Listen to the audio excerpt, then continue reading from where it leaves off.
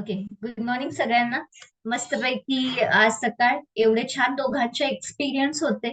आणि या एक्सपिरियन्स मधून एक गोष्ट लक्षात येते की प्रॉब्लेम भले आपले असतील तर आपलेपणाला काळजी घेणारी आपली माणसं असतील तर कितीही मोठा प्रॉब्लेम असेल तर तो छोटा वाटायला लागतो. आणि आपला प्रॉब्लेम हा आपला समजून आपली काळजी करणारे, आपल्याला मदत करणारे, आपल्याला प्रोत्साहन देणारे आज कुठंतरी हरवून चालल्यासारखं वाटतं. कारण आजच्या जगामध्ये तुम्ही पाहिलात तर आजचं जग हे फार बदललेलं आहे. काळाप्रमाणे परिस्थिती पण खूप बदललेली आहे.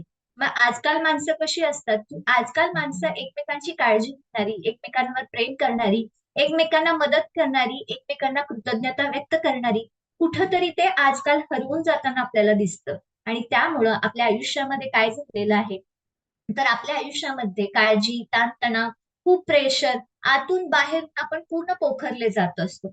व्यक्ती पोखरली जात असते ती खरी तर आतून असते. आणि ज्या वेळेला व्यक्ती आतून मनातून पोखरली जाते ना त्यावेळेला त्याच्या जीवनात एक पोकळी निर्माण होत असते. आणि ती पोकळी निर्माण झाल्यानंतर ती भरून काढण्यासाठी त्या व्यक्तीला अपेक्षा असते की कुणीतरी मला यावं आणि ही पोकळी भरून काढावं. पण ही पोकळी भरून काढत असताना त्या पोकळीमध्ये चांगल्याही गोष्टी भरल्या जातात आणि वाईटही गोष्टी भरल्या जात असतात. आणि म्हणूनच चांगल्या गोष्टी भरणारी, ती पोकळी भरून काढणारी अशी जर कोणी आपल्या जीवनामध्ये आली तर त्या व्यक्तीला आपण काय म्हणत असतो की त्या व्यक्तीला आपण देव समजत असतो. तर त्या व्यक्तीने ही पोकळी निर्माण केलेली होती, ती भरून काढलेली आहे. मग असं वाटत असेल तर आपण सुद्धा आपल्या मनाला म्हटलं पाहिजे की माझ्या आयुष्यात ही पोकळी भरून काढणारी कुणीतरी असलं पाहिजे. तसंच मीही कोणाच्या तरी आयुष्यात पोकळी जी आहे ती पोकळी भरून काढता आली पाहिजे. आणि ही ज्या वेळेला दोन्हीकडून प्रोसेस होते, आपल्यालाही कुणीतरी मिळतं आणि आपण कुणाला तरी मदत करतो, त्यावेळेला ह्या जीवनाचा जो पूर्ण अर्थ असतो तो पूर्ण अर्थ कंप्लीट होतो. आणि तोच पूर्ण अर्थ आपण आपल्या आयुष्याचा हा कंप्लीट करावा लागतो. कारण ही काळजी, ही ताणतणाव कुठे बरं जात असते, ह्या सगळ्या ज्या गोष्टी असतात, हे ताणतणाव असतात, हे सगळे जातात ते मनातच जातात. डोक्यावरचं ओझं कमी करू शकतो, शरीरावरचं ओझं कमी करू शकतो, पण मनातलं ओझं कसं कमी करायचं? आणि जर मनातलं ओझच कमी झालं नाही तर मग जीवन मात्र बोझड वाटायला लागतं. म्हणून मनातलं ओझं कमी केलं की जीवनातला बोजडपणा जातो आणि खऱ्या अर्थानं आपल्या आयुष्याला एक चांगला सुगंध, एक चांगलं सौंदर्य, एक वेगळी दिशा आणि एक वेगळा अर्थ मिळत असतो. मग आपल्याही आयुष्याला एक योग्य दिशा, योग्य अर्थ मिळणं खूप गरजेचं असतं. आणि त्याच्यासाठी आपण काय बरं करत असतो? त्याच्यासाठी एक सोन्यासारख्या संधीचा आपण वाट पाहत असतो. पण इथं सांगावं असं वाटतं की सोन्यासारख्या संधीची वाट बघत बसण्यापेक्षा मिळालेली प्रत्येक संधी ही सोन्यासारखी केल्यात तर किती सोनं आपल्याला मिळेल बरं आयुष्यामध्ये. पण आपण मात्र त्या एका सोन्याच्या संधीची वाट पाहत बसतो आणि कितीतरी सोन्याच्या संधी आपल्या हातातून निसटून जातात. आणि जीवनाच्या आयुष्याच्या शेवटच्या पल्ल्यावरती कळून जातं की हातातून वाळू कशी निसटून जाते तसं क्षण निसटून गेली, माणसं निसटून गेली, संधी निसटून गेली, बऱ्याच गोष्टी करायच्या होत्या त्या सुद्धा राहून गेल्या असं वाटायला लागतं. आणि मग आपण थोडस पाठीमागे जात असतो. मला सांगा की समुद्र प्रत्येक जण पाहतो. समुद्राच्या किनारी बसून फक्त काही जण समुद्राच्या लाटा पाहत असतात. काही जण चार पावले जाऊन त्याच समुद्रामध्ये पाय बुडवतात. काही जण त्याच्यापेक्षा पुढे जाऊन छानपैकी समुद्राच्या लाटांवरती प्रवास करून त्याचा आनंद घेतात. आणि काही जण त्याच समुद्रात जाऊन त्यातले जे रत्न असतात ती रत्न शोधून काढत असतात. मग मला सांगा, तोच समुद्र म्हणजे आपलं जीवन आहे. मग आपण फक्त काट्यावरती बसून, साईडला किनाऱ्यावरती बसून हे सगळं ऑब्झर्व करतोय की त्या पाण्यामध्ये जाऊन आपले पाय बुडवतोय, की त्या येणाऱ्या लाटांवरती आपण सफर करतोय, या समुद्रातली रत्न काढतोय. हे यामध्ये आपण कुठं आहे हे आपल्याला ओळखता आलं पाहिजे. मग फक्त आपल्याला काटावरती बसायचं नाहीये, फक्त पाय बुडवायचे नाहीत, फक्त लहरींवरती प्रवास करायचा नाही, नाही रत्ने शोधायचे आहेत. प्रत्येक टप्पा आयुष्यामध्ये महत्वाचा असतो. पहिल्यांदा सगळ्या गोष्टी ज्या असतात ना, जी व्यक्ती किनाऱ्यावरती बसून ते सौंदर्य पाहत असते ना, त्या पद्धतीनं आपण सुद्धा आपल्या आयुष्याकडे डोळसपणे पाहिलं पाहिजे. आयुष्यामध्ये जे वेगवेगळ्या गोष्टी आहेत त्यांच्याकडे डोळसपणे पाहिलं पाहिजे. त्याचा आनंद, त्याचा सौंदर्य आपण पाहिलं पाहिजे. मग एक पाऊल पुढे टाकून त्याच्या पाण्यामध्ये उतरलं पाहिजे. त्या पाण्याचा जो स्पर्श असतो तो स्पर्श स्वतःला जाणून घेतला पाहिजे. तसंच हा जीवनाचा आनंद, जीवनात असणारं जे प्रेम आहे, करुणा आहे, दया आहे, एकमेकांबद्दल असणारी जी आसक्ती आहे, या सगळ्या गोष्टींचा आपण आस्वाद घेतला पाहिजे. आणि मग या जीवनाच्या लाटेवरती आपण प्रवास करत असताना नाते, प्रेम, आपलेपणा, आपुलकी, एकमेकांबद्दल सन्मान, प्रामाणिकपणा, या सगळ्या लाटांवर आपल्या जीवनाची नाव ही पुढे सरकली पाहिजे. आणि ज्या वेळेला या सगळ्या लाटांवरून आपण जातो ना, त्यावेळेला जसं समुद्रातनं रत्न मिळतात, तसं आपल्या आयुष्यामध्ये सुद्धा ही रत्न आपल्याला मिळतात. फक्त आपण चांगल्या लाटांमधून प्रवास करणं खूप गरजेचं आहे. आणि हे जेव्हा करायला लागतो ना, त्यावेळेला खऱ्या अर्थानं जीवन हे खूप सुंदर, खूप छान, खूप निर्मळ आहे. त्या निर्मळतेची जाणीव आपल्याला होत असते. आणि त्याच्यासाठी सगळ्यात महत्वाचा मुद्दा असतो की मनावरती जे ओझं आहे, जो बोजा करून ठेवलेला आहे ना, तो बोजा आपल्याला उतरवता आलं पाहिजे. ज्या पद्धतीनं आपण कपाटातील नको असणारं सामान बाहेर काढत असतो, त्या पद्धतीनं आपल्या मनामध्ये भूतकाळामधल्या बऱ्याचशा आठवणी असतात, वर्तमान काळात घडणाऱ्या गोष्टी असतात, रोज घडणाऱ्या गोष्टी असतात, आणि भविष्य काळासाठी रंगवलेली जी स्वप्न असतात ना, ती स्वप्न मनाच्या कुठंतरी कप्प्यामध्ये ती दडून बसलेली असतात. आणि ज्या वेळेला या गोष्टी आपण मनाच्या कप्प्यातून बाहेर काढतो ना, त्यावेळेला खऱ्या अर्थानं मन हलकं व्हायला लागतं, मन स्वच्छ वाटायला लागतं. आणि मग जीवनाकडे पाहण्याचा जो दृष्टिकोन असतो, तो दृष्टिकोन हळूहळू बदलायला लागतो. म्हणून वाईट गोष्टी टाकायच्या बाजूला आणि पुढं पुढं जात राहायचं. जसं दया, प्रेम, मदत, सहानुभूती, एकमेकांबद्दल असलेली कृतज्ञता आपण योग्य वेळी व्यक्त करता आली पाहिजे. आणि त्याच्यासाठी स्वतःला पारखणं आणि इतर चांगल्या गोष्टींना पारखून आपल्या जीवनामध्ये आणणं सुद्धा खूप गरजेचं आहे. एकदा एक गुरु शिष्याला विचारतात की साप कात का सोडतो. त्यावेळेला शिष्य म्हणतात, ज्या वेळेला ती कात अंगावरती चढत असते, अंगावरती चढून ती जेव्हा डोळ्याजवळ येते आणि डोळ्याला ज्या वेळेला दिसत नाही ना, त्यावेळेला साप आपली कात सोडून टाकत असतो. मग आपण सुद्धा त्याच सापाप्रमाणे अनेक गोष्टी आपल्या अंगावरती, मनावरती पांघरून घेत असतो त्या काठीप्रमाणे. आपल्याला डोळ्याला दिसायचं बंद होतं, पण तरी सुद्धा जसं साप कात सोडतो, तशा त्या गोष्टी आपण सोडायला तयार नसतो. ज्याच्यामुळे आपण डिप्रेशन मध्ये जातो, ज्याच्यामुळे आपण ताणतणावाला सामोरे जातो, ज्याच्यामुळे आपल्या आयुष्यामध्ये दुःख आहे, ज्याच्यामुळे आपल्यामध्ये दुरावा निर्माण होणार आहे, ज्याच्यामुळे आपल्या व्याधी वाढणार आहेत, ज्याच्यामुळे आपलं आरोग्य बिघडणार आहे, सगळं काही माहित असतं, पण सोडणं मात्र माहित नसतं. ज्या वेळेला हे सोडणं कळतं ना, त्यावेळेला आपल्या मनाचा जो बोजा असतो, तो बोजा हलका व्हायला लागतो, कमी व्हायला लागतो. एक प्राण्याला कळतं की जेव्हा ती डोळ्याला दिसत नाही त्यावेळेला काच सोडून टाकावी लागते. तसंच आपल्यावरती सुद्धा जे मीपणा आहे, जे स्वार्थ आहे, जो राग आहे, जो क्रोध आहे, जो मत्सर आहे, हे जोपर्यंत तुम्ही तुमच्या अंगावरून, मनावरून, तुमच्या डोक्यात काढून टाकत नाही, तोपर्यंत तुमच्या शरीरावरती नवीन कातडी म्हणजे दया, प्रेम, सहानुभूती, मदत आणि कृतज्ञता ही कधीच येत नाही. आणि ते येणंच हेच जीवनाचं खरं सार असतं. आणि हे येणं हे खूप महत्वाचं आहे. आणि त्याच्यासाठी थोडंसं मीपणाला पण बाजूला करायचं आहे. आणि खरंच एकमेकांना प्रेम करणं, एकमेकांवरती दया करणं, एकमेकांना मदत करणं, एकमेकांबद्दल सहानुभूती व्यक्त करणं हे महत्वाचं आहे. पूर्वीच्या काळी एखादी गोष्ट आपल्याला दिसली ना तर डोळ्यात टचकन पाणी यायचं. पण आजकाल आपण स्मशानभूमीमध्ये जाऊन बसतो, पण डोळ्यामध्ये त्या व्यक्तीबद्दल आपल्या पाणी येत नाही. तर आपलं लक्ष घड्याळाकडे असतं आणि मोबाईलच्या व्हॉट्सअपकडे असतं. म्हणजे ती व्यक्ती गेलेली आहे, त्याच्याबद्दल जी दया आहे, त्याच्याबद्दल जे प्रेम आहे, त्या व्यक्तीने आपल्यासाठी केलेली जी कृतज्ञता आहे, ती कृतज्ञता सगळं काही त्या अग्नीमध्ये भस्म होत जातं. शेवटी आपल्या हातात काय राहतं सांगा ना? जर आपण इतरांच्या बद्दल आपल्या डोळ्यात पाणी येत नसेल, तर उद्या आपण गेल्यानंतर आपल्यासाठी कुणाच्या डोळ्यामध्ये पाणी येणार आहे? कारण ज्या पद्धतीने तुम्ही देता, त्याच पद्धतीनं तुमच्याकडे ते परत येत असतं. त्यामुळं प्रत्येकाबद्दल दया असणं, प्रत्येकावरती प्रेम करणं, प्रत्येकाला आपलं मानणं आणि प्रत्येकाच्या अडचणी आपण दूर करणं हे खूप गरजेचं आहे. आणि हे ज्या वेळेला आपण करायला लागतो ना, त्यावेळेला खऱ्या अर्थानं आपल्या मनामध्ये सहानुभूती निर्माण व्हायला लागते. आणि म्हणूनच हे ज्या गोष्टी आहेत, त्या गोष्टी योग्य दिशेला सुद्धा असणं खूप गरजेचं आहे. एका गुरूंनी एका ठिकाणी लेक्चर दिलं आणि लेक्चर दिल्यानंतर सांगितलं की एकमेकांना हवी तेवढी मदत आपण केली पाहिजे. जर मदत केलात तर परमेश्वर तुम्हाला मदत करत असतो. त्या व्याख्यानाने एक व्यक्ती इतकी प्रभावी होते, इतकी प्रभावी होते, प्रवचन संपल्यानंतर ती व्यक्ती आपल्या घरी निघून जात असते आणि घरी जात असताना एका ठिकाणी एका घराला आग लागलेली असते. आणि मग त्याच्या डोक्यात क्लिक होतं की मदत केली पाहिजे. आपण इतरांना मदत केली की भगवंत आपल्याला मदत करत असतो. मग ती व्यक्ती काय करते, ज्या घरात आग लागलेली असते त्या घरात जातो आणि ज्या ज्या व्यक्तींना असतो त्या व्यक्तींना तो बाहेर काढत असतो. जबरदस्तीने उचलून बाहेर आणून ठेवत असतो. मग त्या ठिकाणी पोलीस सगळ्या गोष्टी ऑब्झर्व करतात आणि पोलीस ऑब्झर्व केल्यानंतर त्या घरामध्ये जातात आणि त्या व्यक्तीला पकडून एका झाडाला बांधून ठेवतात.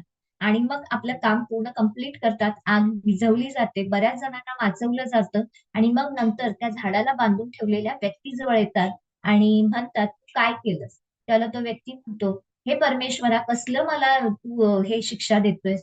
मी तरी आता प्रवचनामध्ये सांगितलेलं महाराजांनी ऐकलंय आणि एकमेकांना मदत करायचं म्हणून सांगितलंय आणि मी तर किती जणांना मदत केली आणि मलाच यांनी झाडाला बांधून ठेवलं." त्यावेळेला पोलीस म्हणतात, की "बाबा, तुला आम्ही झाडाला का बांधून ठेवली? कारण तू मदत केलास. ती मदत करत असताना ज्याला खरंच गरजेचे आहे त्याला तू मदत केलीस का?"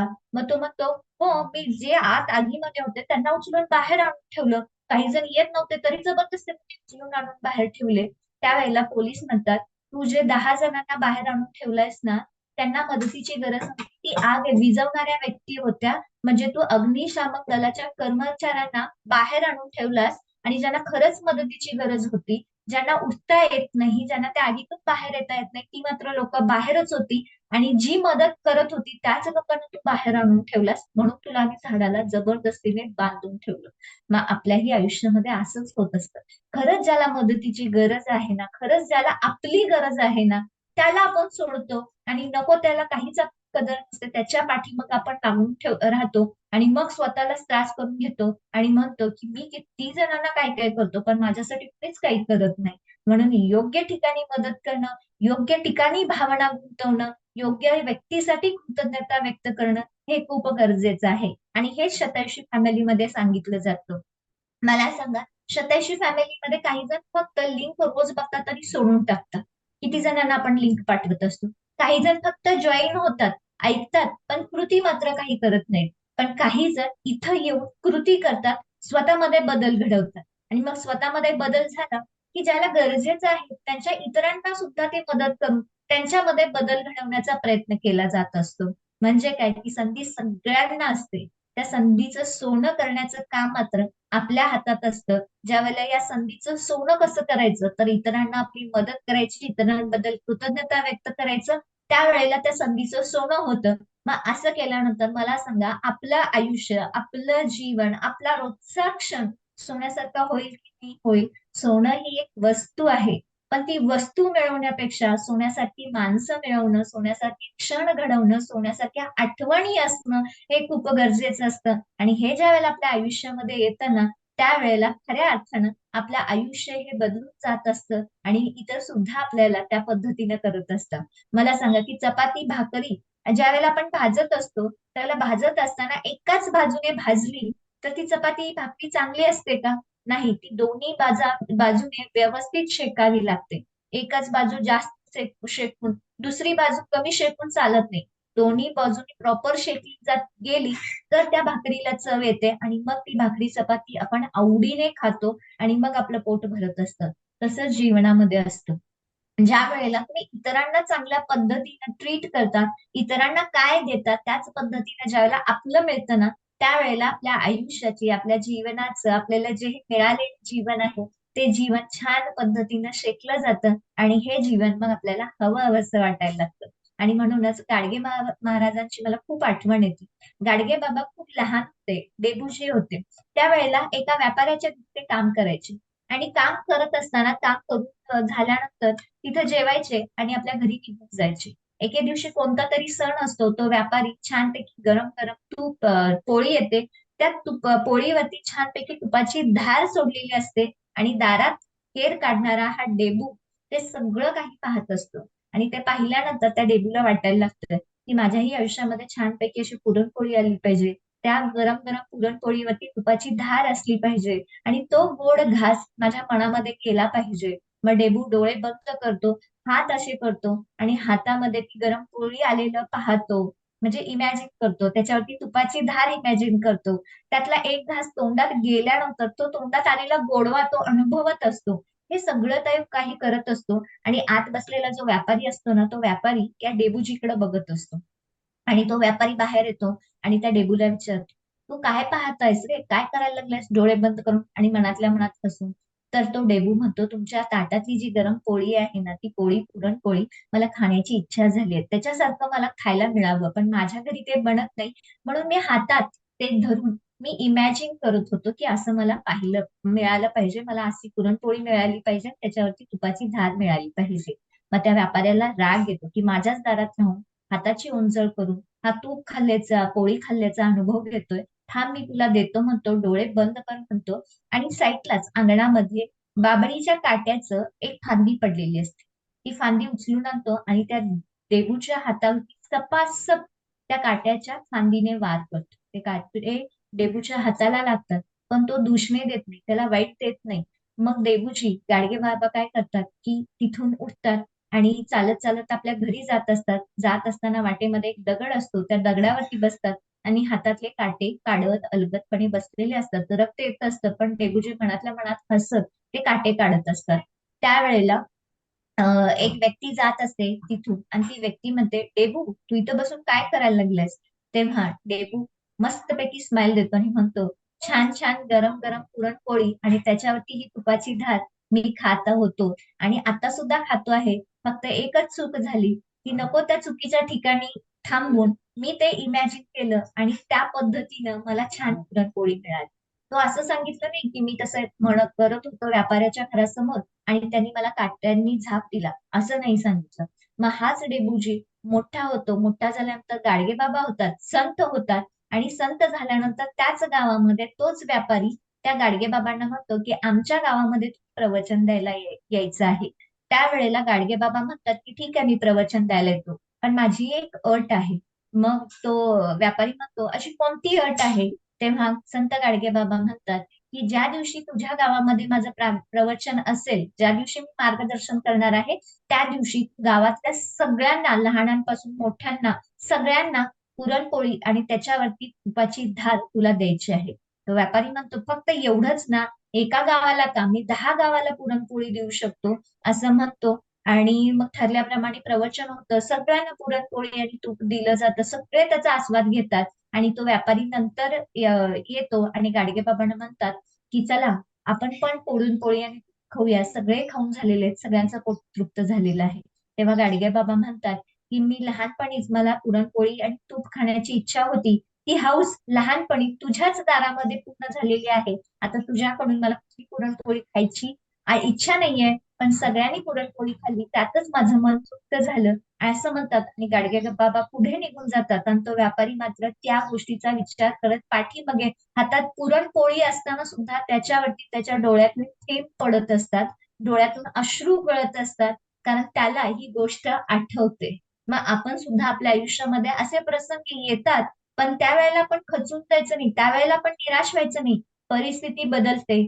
गाडगेबाबांनी इथं त्या व्यक्तीला दोष दिला नाहीये, तर त्यांनी परिस्थिती बदलून स्वतःतले दोष निवारून त्या व्यक्तीतला दोष दाखवून त्याच्यातून त्यांना अलिप्त करण्याचा त्यांनी प्रयत्न केलेला आहे. पण आपण काय करत असतो, तिथंच अश्रू गाळत बसतो आणि समोरच्या व्यक्तीला दोष देत बसतो. पण गाडगेबाबांनी काय म्हटलं की मी स्वप्न पाहिलं, डोळे झाकून पाहिलं, पण ते चुकीच्या ठिकाणी चुकीच्या व्यक्तीसमोर पाहिलं. मग आपण सुद्धा आपल्या आयुष्यामध्ये ज्या वेळेला कष्ट येत असतात त्यावेळेला आपण मागोवा घ्यायचंय की खरंच मी चुकीच्या ठिकाणी, चुकीच्या व्यक्तीजवळ, चुकीच्या परिस्थितीमध्ये मात्र नाहीये ना. कारण परिस्थिती, वेळ, जीवन बदलायचं असेल तर त्या पद्धतीनं तो मार्ग जो आहे तो मार्ग सुद्धा बदलणं गरजेचं आहे. आयुष्यामध्ये योग्य मार्ग, योग्य दिशा असली ना तर आयुष्याची गाडी योग्य ठिकाणी जाऊन पोहोचते. पण आयुष्यामध्ये जर मार्ग बदलला, दिशा बदलली, तर तुम्ही कितीही प्रयत्न केलात ना परिस्थिती बदलणार आहे ना आयुष्य बदलणार आहे. आयुष्य बदलण्यासाठी, परिस्थिती बदलण्यासाठी आयुष्यामध्ये योग्य त्या व्यक्ती असणं, योग्य ती संधी असणं आणि योग्य ती कृती करणं खूप गरजेचं आहे. आणि या तिन्हीचा संगम, हे जे 3 रत्न आहेत, ती 3 रत्न आपल्या शतायुषी फॅमिलीमध्ये आहेत. म्हणजे आपल्याला योग्य संगत आहे, योग्य दिशा आहे, योग्य कृती आहे आणि ही कृती दाखवण्याचं, योग्य दिशा दाखवण्याचं काम सुजाताताई, अनिल दादा, शेटे सर, प्रसाद सर, पद्मजाताई, मालतीताई प्रत्येक जण करत असतात. आणि ह्या प्रत्येक जण, वैशालीताई वैद्य करत असतात, शोभा जैन करत असतात. कारण ह्या सगळ्या ज्या व्यक्ती तुमच्याकडून करून घेत आहेत ना, म्हणजे तुम्हाला पुढे जीवनाचा प्रवास निर्माण करण्यासाठी, पुढचा प्रवास करण्यासाठी रस्ता तयार करत आहेत. पण तो रस्ता तयार झालाय, त्याच्यावरती तुम्ही न चालता एका ठिकाणीच थांबलाय. मग मला सांगा, आयुष्याच्या शेवटचं शिखर तुम्ही चढू शकाल का? नाही. रस्ता तयार आहे, त्या रस्त्यावरती तुम्ही चालता आलं पाहिजे. ज्या वेळेला या रस्त्यावरती चालायला लागेल ना, त्यावेळेला खरंच आयुष्यात आनंद, सुख, शांती, समाधान आणि योग्य दिशा मिळाल्यामुळं आपण इतरांना सुद्धा ते दिशा देऊ शकतो. म्हणूनच विचाराप्रमाणे कृती सुद्धा करणं गरजेचं असतं. ज्या वेळेला तुम्ही विचाराप्रमाणे कृती कराल ना, त्यावेळेला सगळ्या अडचणी, सगळी दुःख, सगळी संकट निघून जातील आणि आयुष्य मस्तपैकी छान असं तुम्ही एन्जॉय कराल. आणि हीच एन्जॉयमेंट दुसरीकडे तिसरीकडे कुठं नाही, तीच एन्जॉयमेंट आपल्याला शतयुषी फॅमिलीमध्ये आहे.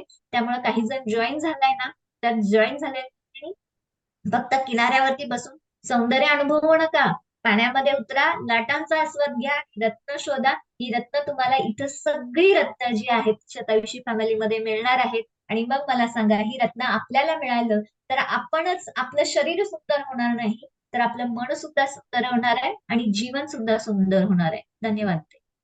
चलो जोरदार क्लॅपिंग करू. सांगितलं होतं की नाही आधीच, अर्चिता मॅडम काय येत ते. अर्चिता मॅडम आहे एवढीशी, खरं सांगताय भरपूर. किती लोकांना स्वतःला रोजच कात टाकायला पाहिजे ना, आपण साप कात टाकतो तसं. सगळ्या गोष्टी रोजच्या रोज सोडायला पाहिजे, नवीन उमेदीनं परत रोजच्या रोज आपण आपल्यावर काम करत राहायला पाहिजे. ह्या सगळ्या गोष्टींबरोबर आपण ज्या याच्यावर मार्गक्रमण करतो ना, ते मार्गक्रमण करत असताना आपल्याला वाटतं, खूप लोक बोलतात आम्ही लई लोकांना लिंक पाठवतो. चुकीच्या लोकांना पाठवले ना, रोजच पाठवत राहिलं तरी कोणतरी गरजवंत असेल ना. त्यामुळे किती भारी आजचा आजचा याच्यातनं जो मेसेज होता ना, एवढा इम्पॉर्टंट होता, की तो जरी आपण करायला लागलो लाईफ मध्ये, आपलं लाईफ सुखकर होईल. त्यामुळे केअर करा. खूप लोक स्वतःवर काम करायला लागले. पहिला स्वतःची केअर, मग दुसऱ्यांची. इथं खूप लोक स्वतःवर काम करायला लागले. वेट लॉस मॅरेथॉन स्टार्ट झाल्या आणि अजून व्हायला लागले. अजून काही ग्रुप तयार व्हायला लागले. ज्याला ज्याला पार्टिसिपेंट करायचं आहे ते सगळेजण लोक आज आजच फोटो, वेट या सगळ्या गोष्टी पाठवून द्या कोचला. आज संध्याकाळी इंट्रोडक्शन सेशन आहे. फक्त 21 दिवसाची मॅरेथॉन आहे. 21 दिवसामध्ये जर का मी तुम्हाला सांगते, नॉलेज काय भेटतं माहितीये का, कॉन्फिडन्स कसला गेन होतो, नको असणारं फॅट कमी व्हायला लागतं, पाहिजे त्या गोष्टी बॉडीमध्ये वाढायला लागतात. आणि हे आपण करायला लागलो, ही आपली प्रत्येकाची जबाबदारी आहे. म्हणजे आपली स्वतःच्या बॉडीची केअर करणे दुसरं कोणीच नाही करू शकत. हे तुम्हालाच करावं लागणार आहे. कधी करणार? बिघडल्यावर का बिघडायच्या आधी? तर बिघडायच्या आधीच आपण आपल्यावर काम करणं गरजेचं आहे. त्यामुळं आज संध्याकाळी बरोबर 7 वाजता याच लिंकवर इंट्रोडक्शन सेशन आहे वेट लॉस साठीचं. ओके. जी लोक आता काम करायला लागले, काही फ्लायर रेडी आहेत स्वाती मॅडम? ज्या अर्थी हँड्रेस दिलाय त्या अर्थी रेडी आहे.